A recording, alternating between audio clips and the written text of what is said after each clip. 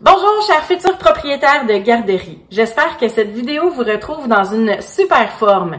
Plusieurs d'entre vous me demandent comment déterminer le nombre d'employés que vous aurez besoin une fois en opération. Alors c'est super simple, évidemment ça dépend de deux choses. La première, du type de garderie que vous désirez démarrer. Si c'est une garderie en milieu familial et que vous ne prévoyez pas être reconnu par le bureau coordonnateur, c'est un maximum de 6 enfants et vous serez la seule et unique personne autorisée à travailler avec eux. Si vous prévoyez avoir une garderie en milieu familial reconnue par un bureau coordonnateur, à ce moment-là, vous pourrez avoir jusqu'à 9 enfants et vous faire aider d'une personne majeure.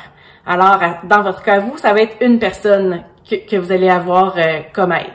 Pour ce qui est des garderies en installation, en fait, le ministère de la Famille détermine un ratio de personnel éducateur versus enfants qui va comme suit. Pour la pouponnière, donc les enfants de 18 mois et moins, c'est un personnel éducateur pour 5 enfants.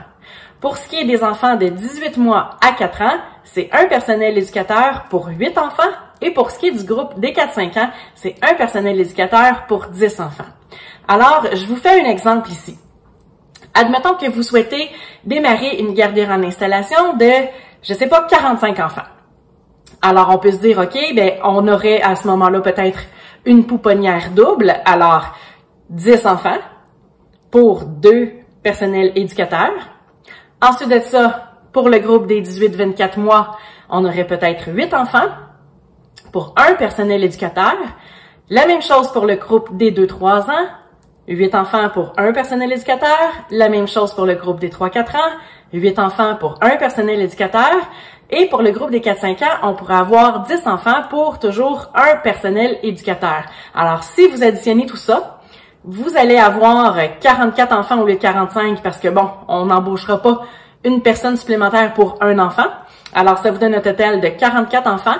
Et si on additionne le nombre de personnels éducateurs, vous aurez besoin de 6 personnes à embaucher pour votre garderie en installation.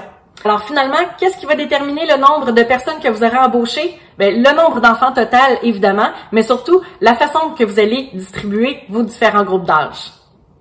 J'espère que vous avez trouvé de la valeur dans cette vidéo-ci. Si c'est le cas, n'hésitez pas à la partager à quelqu'un qui est en démarrage de garderie. Vous allez pouvoir lui donner un sacré coup de main. C'était Julie Massaro qui vous dit merci beaucoup et à bientôt!